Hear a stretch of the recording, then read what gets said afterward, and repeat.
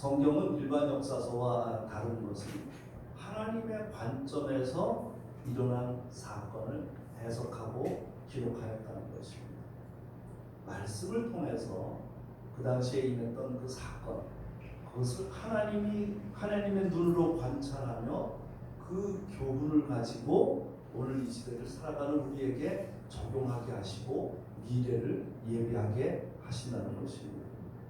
예레미야서는 지금으로부터 한 2600년 전 BC 605년경에 여호와의 명령에 따라서 예레미야서는 기록이 되었습니다. 예레미야에 의해서 예레미야는 자기 민족을 향해서 애끓는 사랑으로 너희들 이렇게 죄악 속에 있으면 그렇게 살면 망해 하고 경고하는 거예요.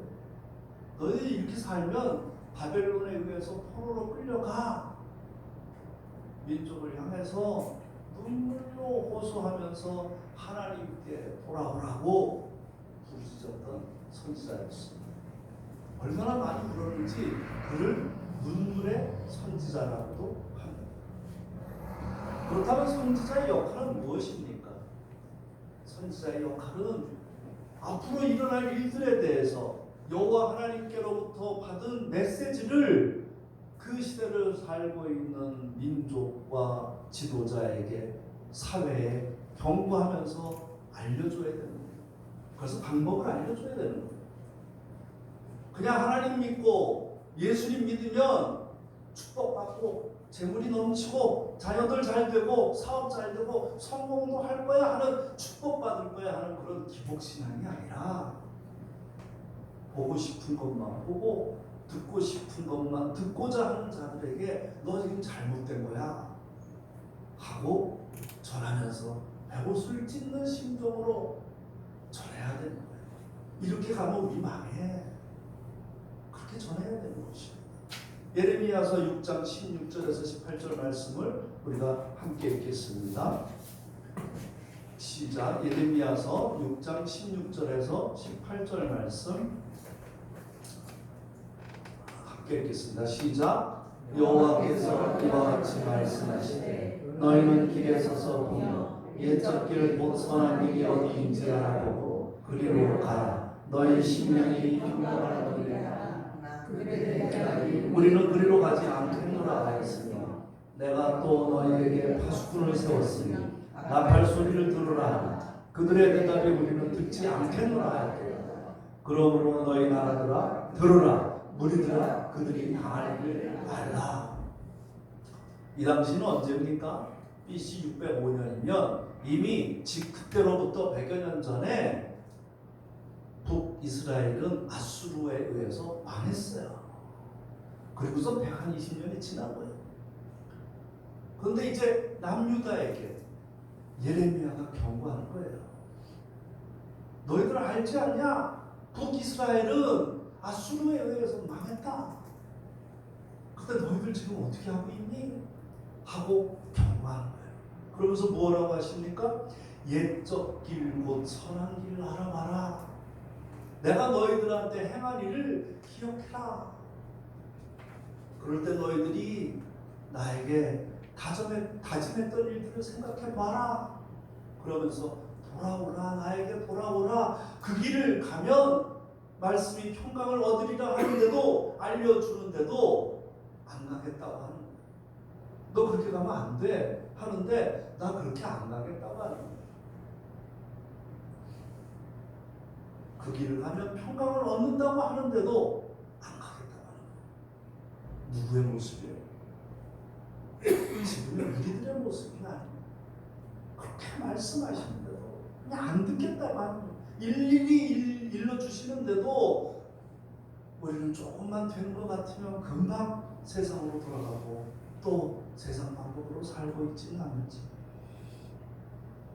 배짱도 좋아요. 우리는 보면 이제 그리고는 아예 안 하겠대.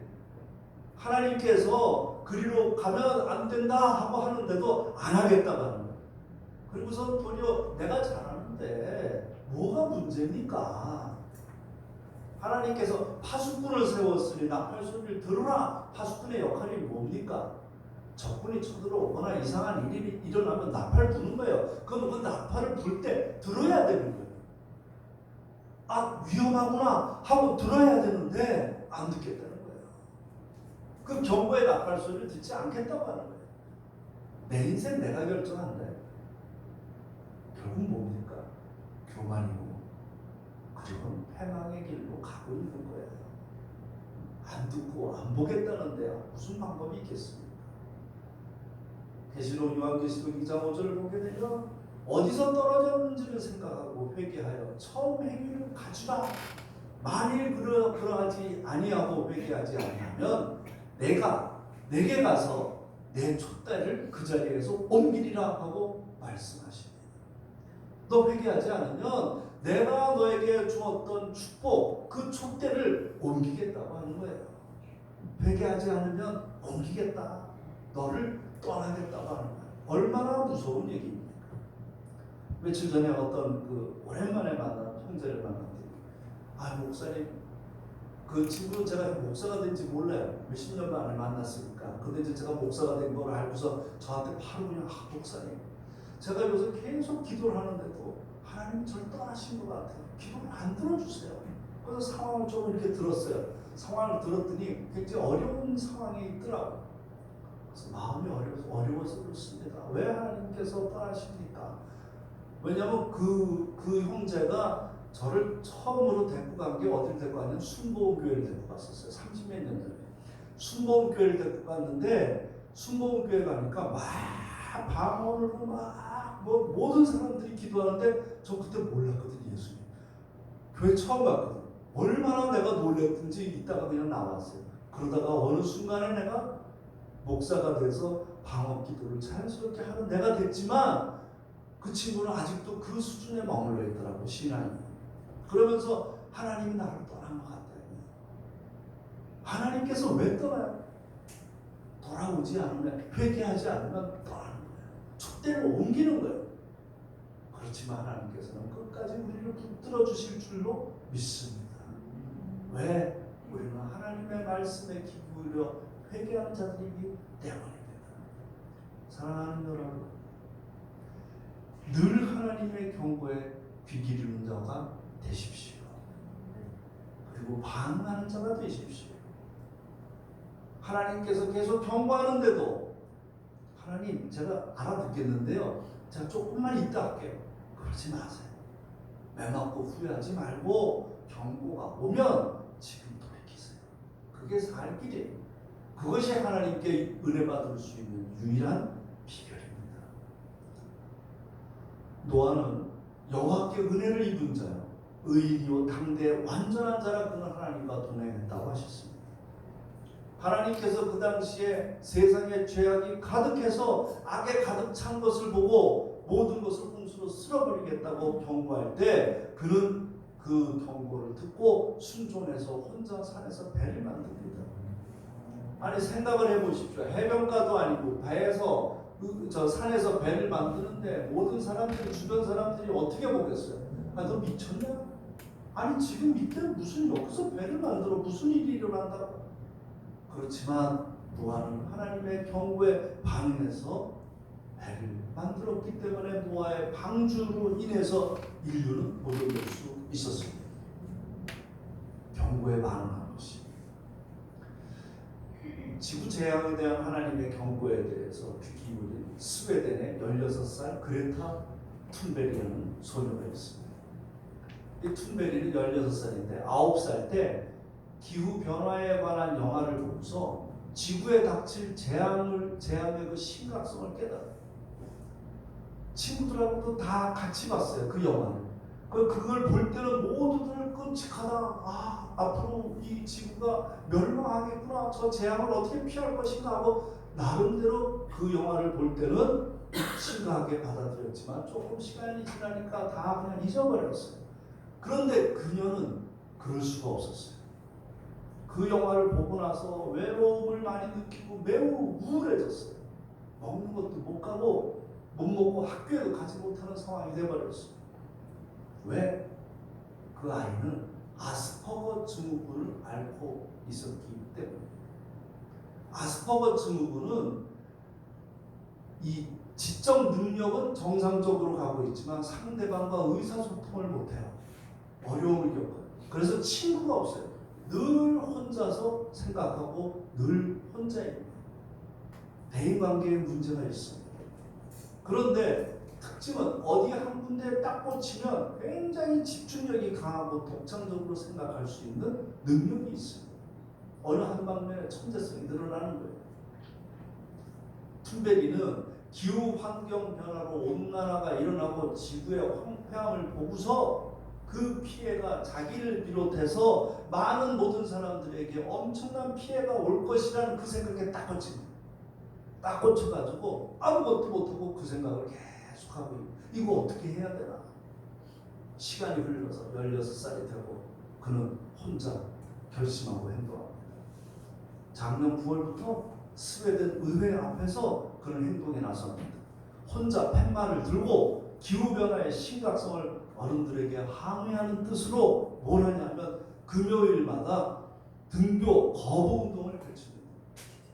금요일마다 학교에서 가르치는 그 수업 거부하는 혼자서 팻말 들고 그것이 알려지면서 시간이 지나면서 큰 호응을 일으키면서 환경을 위한 학교 파업이 전 세계로 퍼져나갑니다. 전 세계 학생들한테 퍼져나가는 거예요. 결국 어떤 일이 일어나느냐? 지난달 5월 26일 날 유럽의회 선거에서 가장 큰 이변을 일으키는 파란을 불러일으키는 지구 환경 보호를 내세운 진보 성향의 녹색당이 압도적으로 승리한 거예요. 선거에. 그들을 그렇게 만든 것은 정치권이 아니라 10대들이었어요. 특히 스웨덴에서 등교 거부 운동을 벌였던 소녀 그레타 툰베리가 그 중심에 섰습니다. 무려 선거 치르던 날 125개국에서 1600여 개 도시에서 모두 동참합니다. 등교 거부. 젊은이들이 기후변화 대응을 중시하는 정당을 찍었다고 해서 툰베리 효과라고도 합니다. 그녀가 말합니다. 내가 다른 사람들과 비슷했다면 아마 그룹을 만들어서 행동했을 것이다. 하지만 나는 남과 대화하는 것을 좋아하지 않기 때문에 혼자 하기로 결정했다. 나에게 자폐증이 없었다면 이런 일은 일어나지 않았을 것이다. 하나님께서는 각 사람마다 그에게 주는 메시지가 있습니다. 그녀는 하나님의 선하시고 기뻐하시고 온전함신 뜻이 무엇인지 분별하도록 하라는 그 말씀대로 하나님의 경고를 깨닫고 그녀의 방식대로 행동한 것입니다. 인류의 미래를 위해서. 그리고 그런 얘기합니다. 파리 기후 협정에도 불구하고서 지구 온난화를 막으려는 조처들이 국가들마다 나서야 되는데 나서지 않더라 이거예요. 그럼 그들이 어떻게 해야 되는지 해결 방법을 모르느냐? 다 안 되는 거예요. 환경 문제와 해결 방안에 대해서도 모두 알고 있는데 효과가 없다는 거예요. 왜? 행동하지 않기 때문에. 그래서 자기가 나섰다는 거예요. 그리고는 계속 몇 년간을 생각한 것이 어떻게 하면 이들을 움직일 수 있을까? 등교 거부 운동을 시작한 것입니다. 그리고선 그녀는 이야기합니다. 나 혼자라도 행동하는 것이 도덕적 의무라 생각해서 학교 거부 운동에 나섰다는 거예요. 도덕적 의무. 16세 소녀의 입에서 나온 소리예요.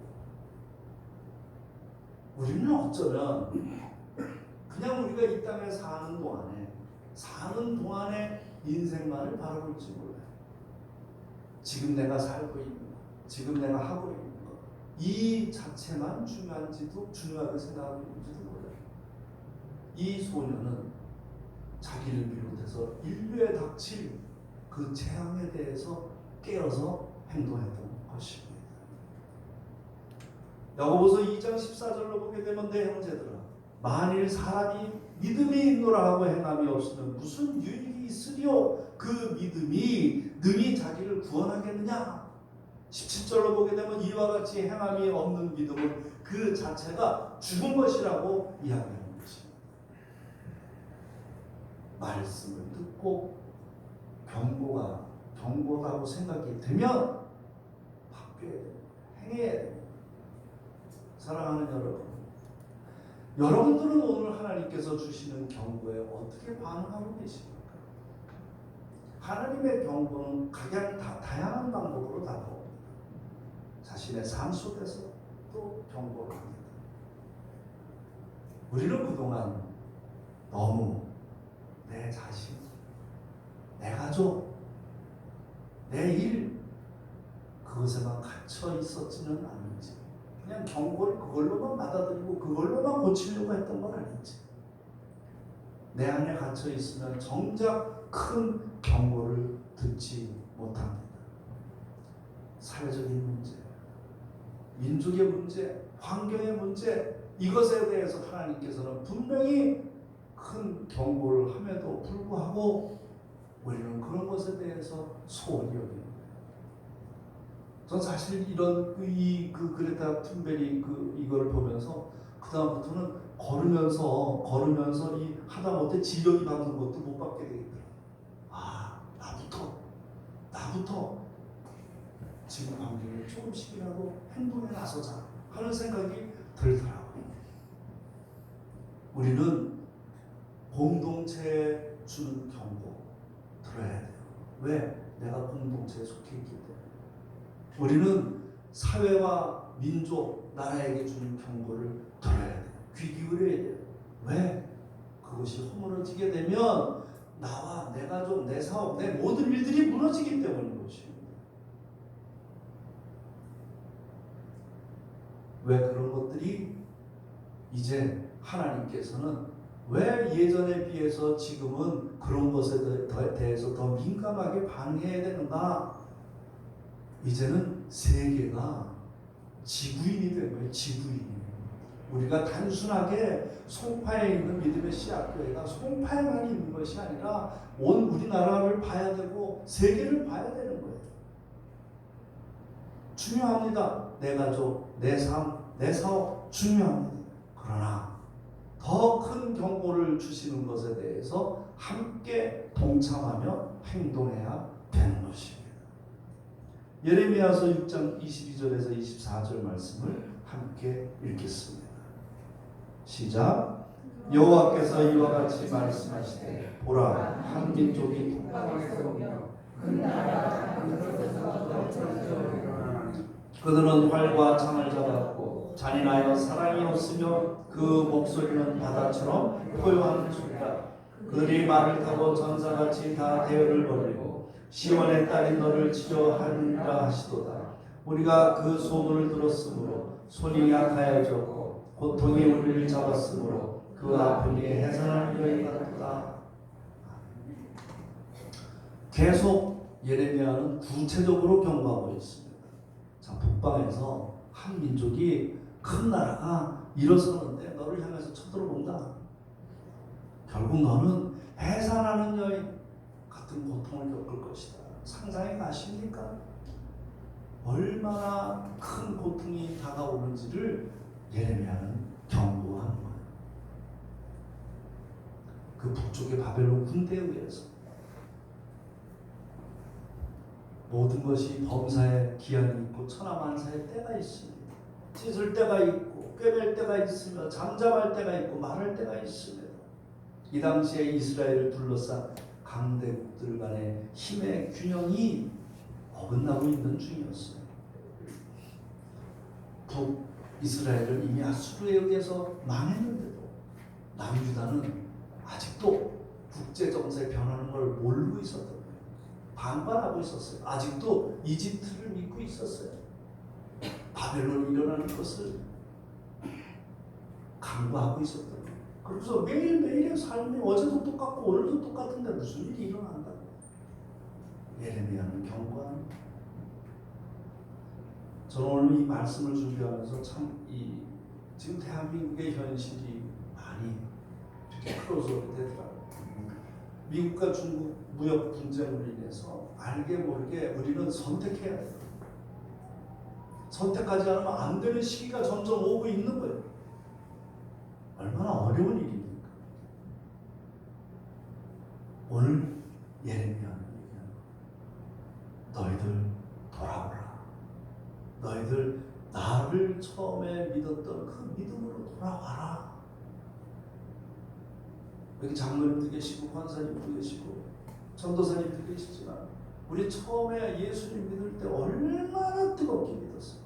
그냥 죽기 살기를 믿었어요.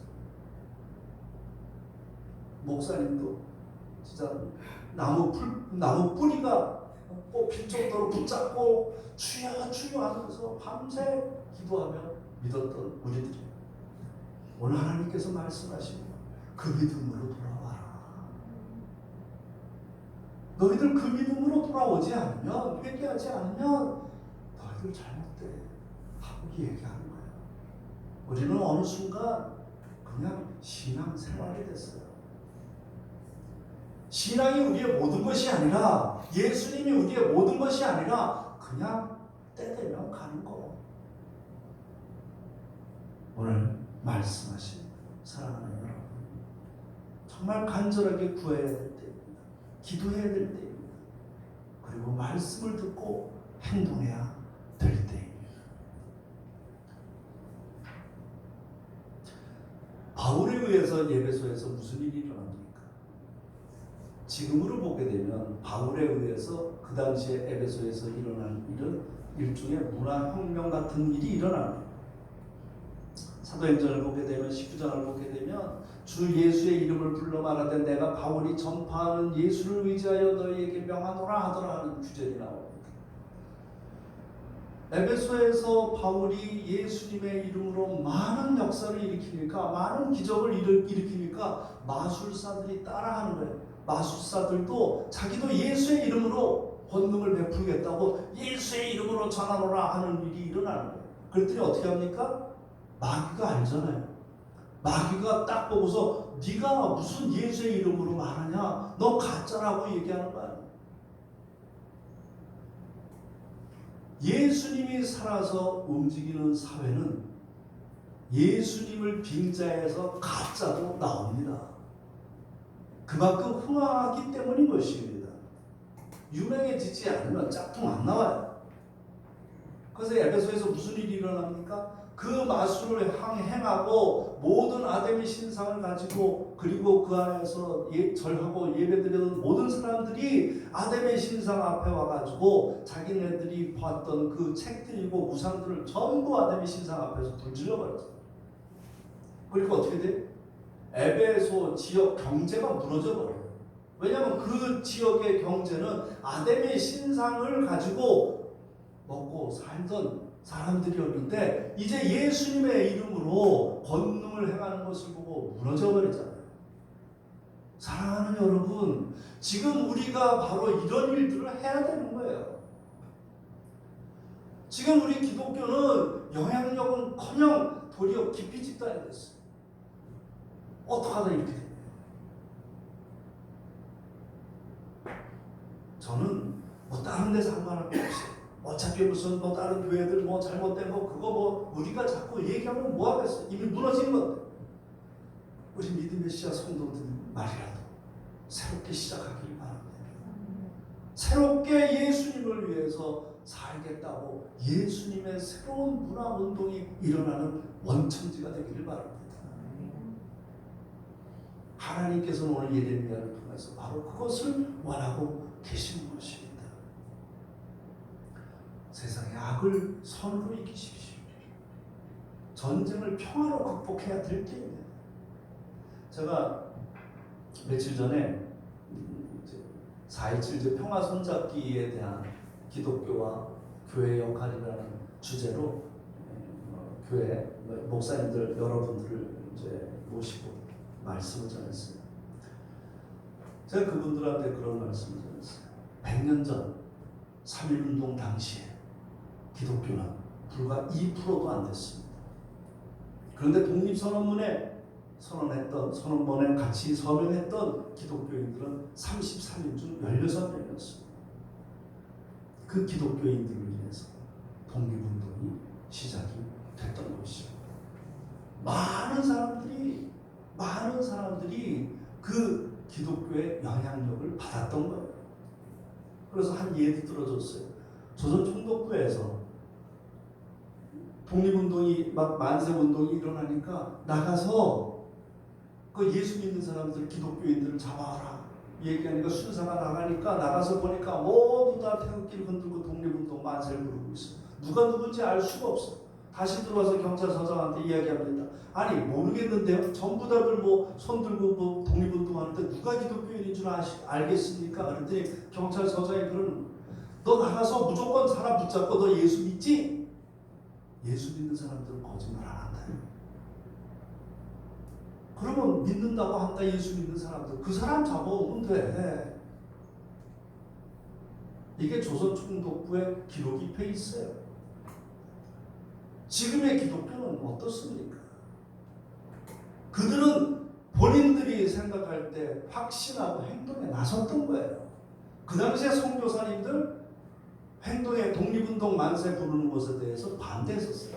외국에서 오신 선교사님들. 왜? 그들은 사회 참여를 원하지 않았기 때문에. 그리고 이미 1919년도면 이미 대한 제국이 망한 지 10년이 되는 거예요. 10년이 됐기 때문에 그냥 일본이야.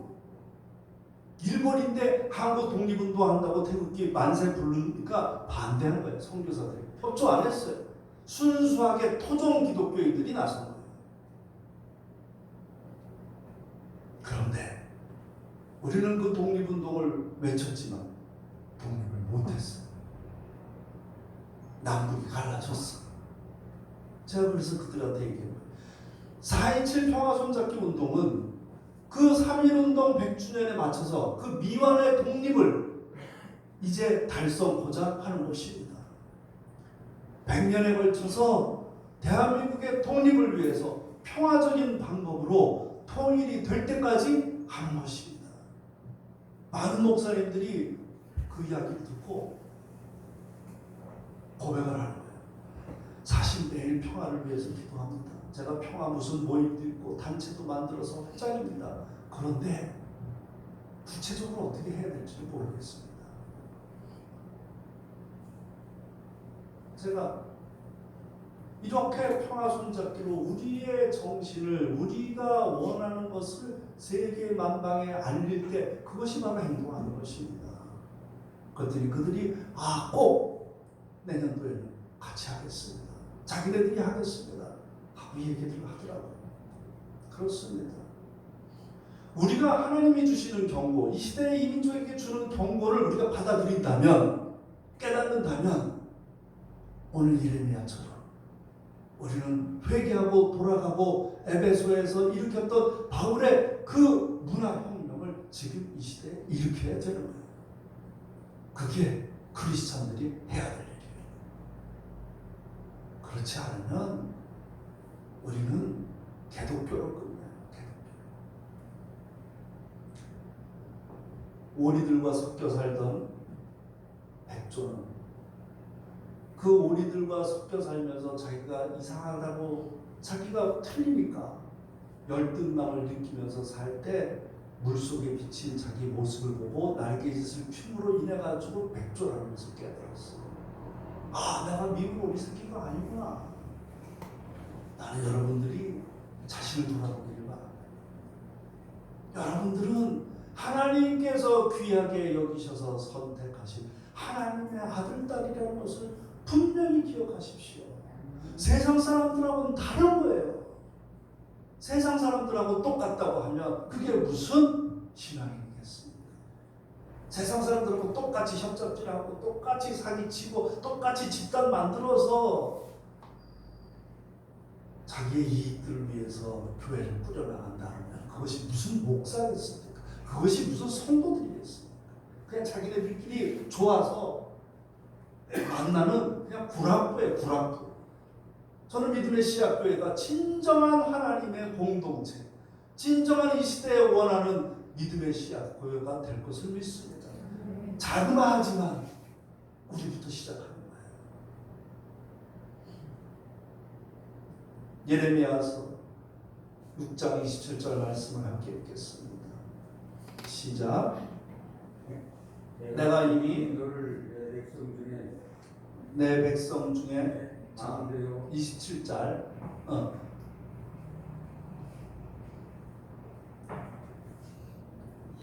제가 읽겠습니다. 내가 이미 너를 내 백성 중에 망대와 요새로 삼아 그들의 길을 알고 살피게 하였느니라.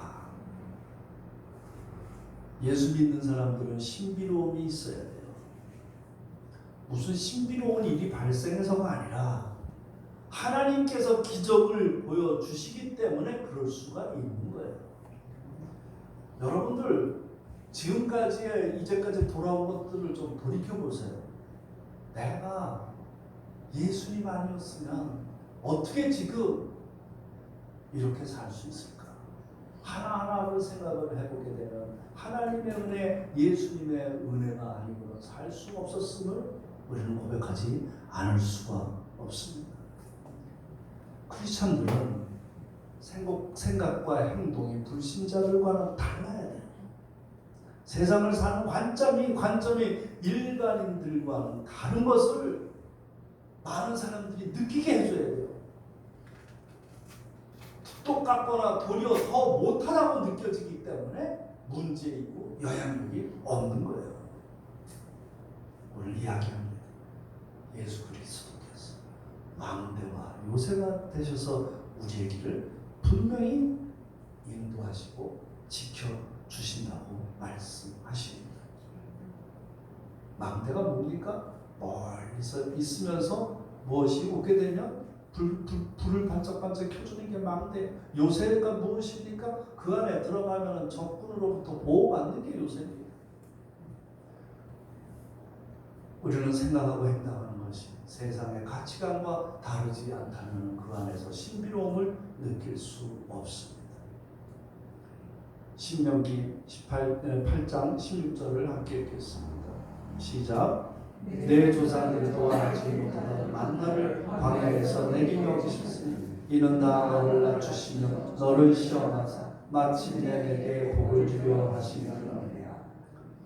지금 우리 모두는 어려운 과정을 지나가고 있어요. 세계 돌아가는 여러 가지를 봐도 우리는 어려운 과정을 지나가야 돼요. 그리고 앞으로 더 어려운 과정이 닥칠 수도 있어요. 저는 닥치리라고 봅니다. 더 어려운 과정이 닥칩니다. 내 개인의 문제, 내 직장의 문제, 내 가족의 문제를 넘어서서 이 사회, 이 나라, 이 민족의 분명히 어려운 과정이 더 닥칠 것으로 오늘 말씀하고 계십니다. 그런데 뭐라고요? 그 모든 것들이 너를 낮추시며 시험하사 마침내 내게 복을 주려 하심이라고 말씀하시고 계시는 것입니다. 분명히 어려운 과정을 겪습니다. 앞으로도 더 어려운 과정을 겪어야만 됩니다. 그런데 그것이 뭐냐? 바로 너를 낮추시고 너에게 결국은 복을 주시기 위한 거라고 말씀하십니다. 조건이 있어요. 회개하고 돌아가야 됩니다. 회개하고 하나님께 돌아가야 되는 것입니다. 십자가 예수님만을 바라보면서 나아가야 되는 거예요. 16세 소녀 툰베리가 외칩니다. 희망보다 더 필요한 것은 행동이다. 일단 행동하면 희망은 모든 것을 퍼진다. 희망을 찾기보다는 행동을 하자. 그러면 희망은 뒤따라올 것이다. 16살 소녀가 하는 얘기예요. 그리고 결정적인 얘기를 합니다. 내가 이러한 행동을 나선 이유는 어른들이 우리들의 미래에 침을 뱉고 있기 때문이에요. 어른들이 안 나서준다는 거예요. 어른들이 이대로 놔두게 되면 우리는 어른들보다 오래 살 텐데 다 망가진 지구에서 우리는 어떻게 하려는 거냐. 어른들이 침을 뱉고 있다고 하는 거예요. 사랑하는 여러분, 우리가 하는 행위들이 지금 미래의 우리 아이들에게 그들의 미래에 침을 뱉고 있지는 않습니까? 돌이켜보십시오. 많은 분들을 만나면 그래요. 저도 그런 생각이 조금은 있었어요. 이제 인생 8, 90살이잖아. 나는 가면 되는 거. 남은 애들은 어떡하라고. 16살 소녀가 어른들에게 이런 얘기를 하는 거예요. 우리는 정말 돌이켜보면 어떻게 이 지구에서 사는 우리 지구인들이 어떻게 해야 되는지를 살펴봐야 될 것입니다. 우리의 후손들에게, 우리의 젊은이들에게, 우리의 아이들에게 평화로운 남북을 물려주어야 됩니다. 행동에 나서야 되는 것입니다. 하나님께 구하고 하나님께서 원하시는 방향으로 이 시대를 살아가는 우리들의 소명인 것입니다. 그것이 저와 여러분들, 우리 믿음의 씨앗교회의 소명인 것입니다. 기도하겠습니다. 오늘 말씀을 가지고 우리 다 함께 기도하겠습니다. 아버지 하나님, 그렇습니다. 저희들 아버지 하나님 이 세상을 살아가요. 아버지 하나님, 많은 어려움들을 겪고 있지만 지금 이 시기에는 더욱더 어려운 과정을 겪어나가고 있습니다. 아버지 하나님, 하나님의 경고에 반응하는 자가 되게 하여 주시고 내가 살아온 것을 돌이키며 회개하며 아버지 하나님 하나하나 점검하는 시간이 되게 하여 주시옵소서. 아버지 저는 아버지 비켜 주시옵소서. 인도하여 주시옵소서.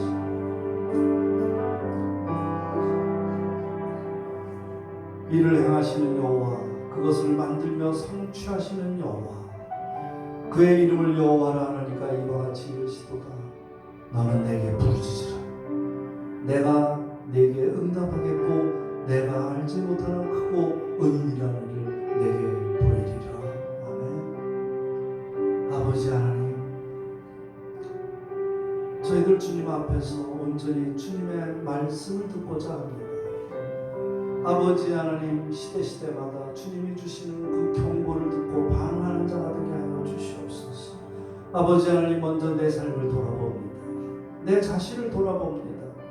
아버지 하나님, 하나님께서 경고를 주셨을 때, 돌이켰을 때와 그렇지 않았을 때 어떠한 일들이 일어나는지 우리는 경험을 통해서 압니다.